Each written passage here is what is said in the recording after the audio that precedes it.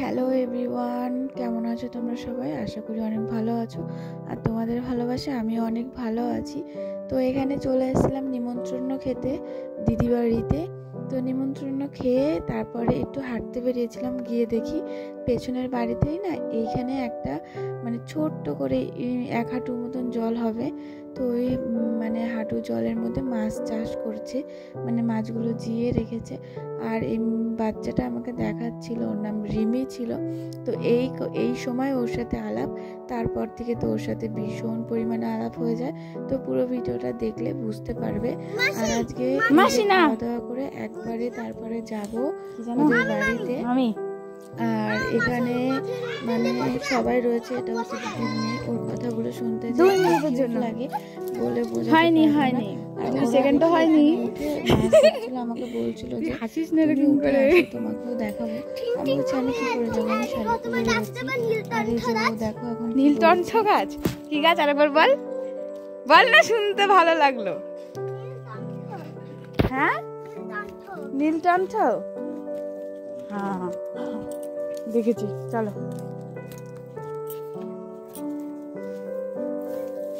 ওই যে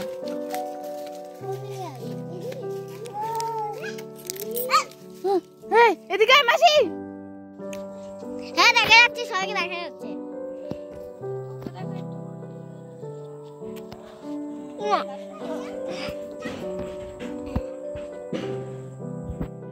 ঘোর, চুল বেঁধেছি ঘোর।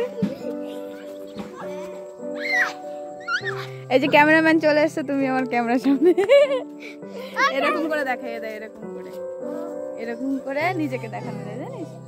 ও ক্যামেরাম্যান, এবার আকাশকে দাও, বড় ক্যামেরাম্যান। ইকার ইকার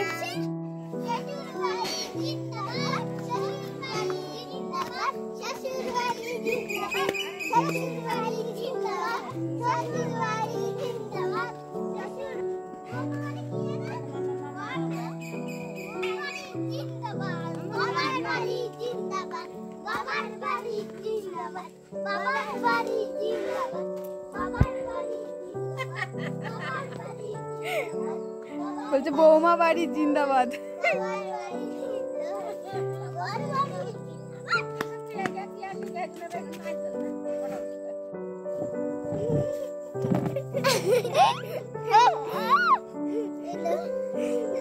এক গ্লাস জল চেয়েছিলাম খাওয়ার জন্য, জল এনে দিয়েছে 1 গ্লাস।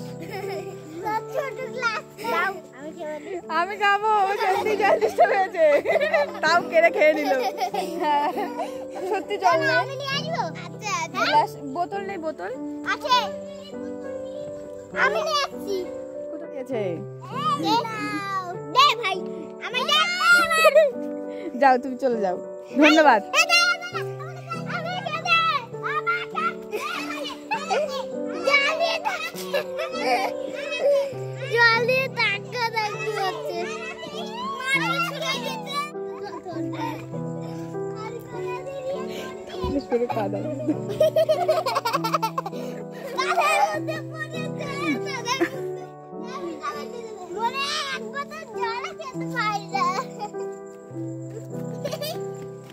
কিরে আমি বাড়ি যাবো না?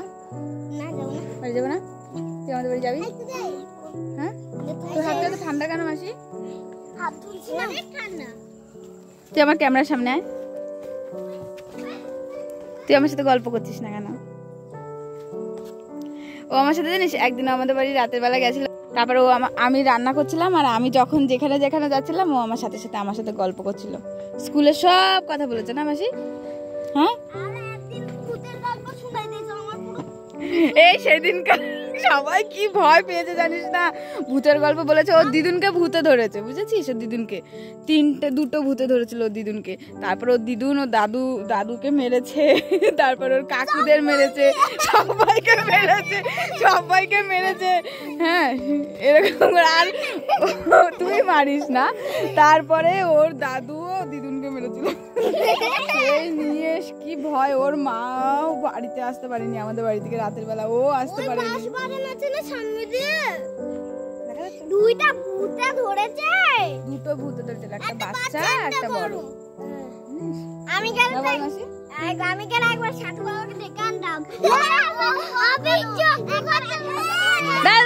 যে কোনো একজনা বল, যে কোনো একজনা। কি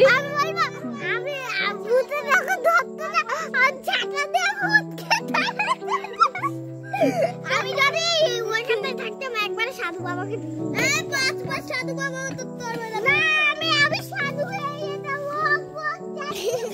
কি কি মন্ত্র? ওং বং শান্তি।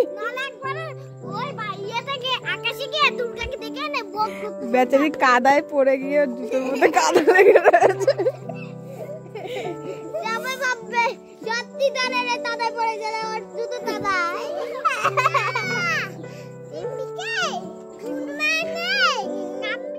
তো দেখতেই পেলে, বললাম না একটু পরে খুব আলাপ পরিচয় হয়ে যাবে।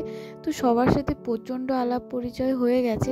তারপর এদের দুজনকেই চুল বেঁধে দিয়েছি, এখন এই ফুলগুলো মাথায় দিয়ে দিচ্ছি। তো ওরা দুজনাই বসে রয়েছে, আর ওকে চুল মানে রিমিকে চুল বেঁধে দিয়ে ও যে এত খুশি হয়েছে মানে বলার বাইরে।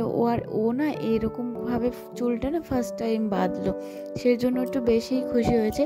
আর দেখো কতই না সুন্দর লাগছে এরকম করে ফুলগুলো দিয়ে, মানে পুরো রাধারানীর মতন লাগছে। রিমিকেও দিয়ে দিয়েছিলাম। আর এই যে ওনা দিতে চাইছিল না, বারবার ছুটে ছুটে পালাচ্ছিল। তারপরে অনেকক্ষণ বলার পর তারপরে ও বসেছে, তাও তো নড়াচড়া করে যাচ্ছে। বাচ্চা মানুষ, মানে ওকে দেখে কেউ বলবে না যে ও একদমই বাচ্চা, কেননা ও একটু হেলদি। তো সেই কারণে ওকে দেখে মনে হয় যে ও অনেক বড় হয়ে গেছে, কিন্তু মোটেও না, ও অনেকটাই বেবি। তো ও মানে কি বলবো, কথাগুলো ওর শুনতে যে এত ভালো লাগে বলে বোঝাতে পারবো না। এত সুন্দর কিউট কথা বলে, আমার মনে হয় ওর সাথে সারাটা দিন গল্প করি। তারপর দেখো এরা সবাই কি করছে।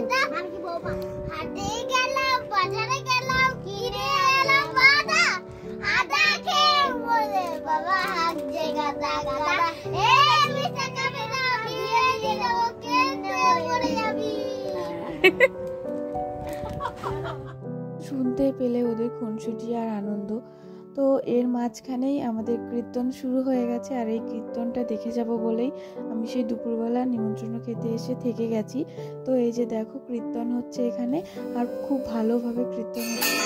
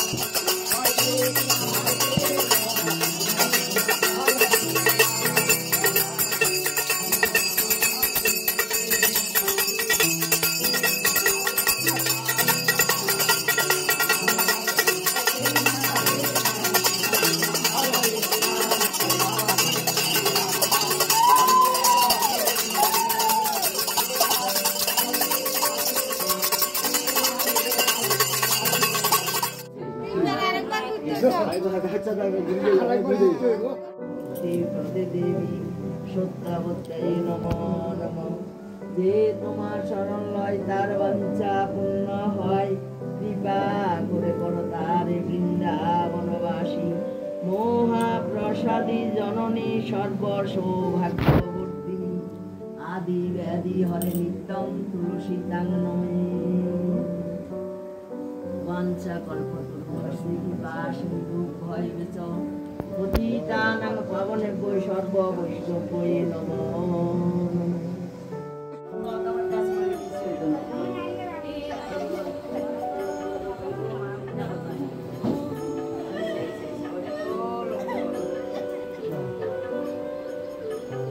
সবাই ভালো থাকো, সবাই ভালো থাকো। ব্যাগ গুছাই নাও। তারপর কীর্তন শেষে তোমাদেরকে আমাদের ঠাকুরগুলোকেও দর্শন করিয়ে দিলাম। দেখো কত সুন্দরই না লাগছে, এত সুন্দর লাগছে, একের পর এক বসে রয়েছে, কত ভালো করে সাজিয়ে দিয়েছে, খুবই সুন্দর লাগছে, অপূর্ব একটা দৃশ্য, দেখতেই মন চায়, চোখ ফেরাতে ইচ্ছাই করছে না। তো ওখানে কীর্তন শেষ হওয়ার পর একটু কান্নাকাটি হলো, সবাই কান্নাকাটি করছিল। তারপর এই যে এদিকে প্রসাদ তুলে নিল, কীর্তন মানে ভোগ লাগিয়ে কীর্তনে বসেছিল, নাম করছিল। তারপর এই যে এখানে খেতে দেওয়ার জন্য মানে কাপড় পেতে দিচ্ছিল যারা যারা প্রসাদ খেয়ে যাবে, তো তাদের জন্য। আর আমরাও খেয়ে যাব, সেই কারণে আমরাও ভাবছি বসে পড়বো। আর এদিকে তো ওরা কাপড় পাচ্ছে, আর ঠাকুমাও রয়েছে এখানে, ঠাকুমার আমি রয়েছি, আর মা বাবা ওরা দুপুরেই চলে গেছে। আর ওই যে দেখো আজকে মাসি ঘুমিয়ে পড়েছে, দুপুরবেলা যার কথা বলছিলাম, তো টায়ার্ড হয়ে ঘুমিয়েই পড়েছে। আর ও তো জানেও না যে আমি খাওয়া দাওয়া করার পর চলে যাব, কেননা ও মানে জেগে থাকলে আমাকে যেতেই দিত না কোনো মতে। ও তাও বলছে যে মামি তুমি যাবা না, আমি তোমাদের বাড়িতে থেকেছি, তুমিও আমাদের বাড়িতে একদিন থাকো। তো আমাকে এরকম করে বারবার বলছিল, তো আমি টেনশনে পড়ে গেছিলাম, ও জেগে থাকলে হয়তো যেতে দেবে না। তারপর দেখি ও ঘুমাচ্ছে, আমরা ভাবছি যে এই ফাঁকে খাওয়া দাওয়া করে বেরিয়ে চলে যেতে হবে। তাও তো জামাই দাদা বারবার বলছিল কেন যাবে, আজকের দিনটা থেকে যাও, সকালবেলা উঠে চলে যাবে। আমি বলছি না আর থাকবো না, চলেই যাব। আর ও তো ঘুমাচ্ছে তাই। আর এই যে দেখো খেতে বসে পড়েছি, ভাত তরকারি সব নিয়ে নিয়েছি। তারপর ওই পালং শাকের তরকারিটা না আমি ভাবছি আর খাবো না, আমাকে একটু ঝোল ঝোল তরকারি দিতে হবে, তাই ওটা আর নিলাম না, ওটা ঠাম্মাকে দিয়ে দিয়েছি। আর এই যে পরিবেশন করছে উনি, সবাই খেতে বসে পড়েছি। সবাই বলতে এখানে শুধু 5 জনাই বসেছি, আর সবাই বসবে মানে আমরা খেয়ে চলে যাব, তো সেই কারণে। তো ভিডিওটা আজকে এইটুকুই করলাম, কেমন লাগলো অবশ্যই বলো, ভালো লাগলে একটা লাইক কমেন্ট সাবস্ক্রাইব শেয়ার করে আমার পাশে থেকো। তো বন্ধুরা এই শীতের মধ্যে তোমরাও নিজেদের খেয়াল রাখো, ঠান্ডা লাগিও না, তো ভালো থেকো, আর সবারকে ভালো রেখো। তো টাটা।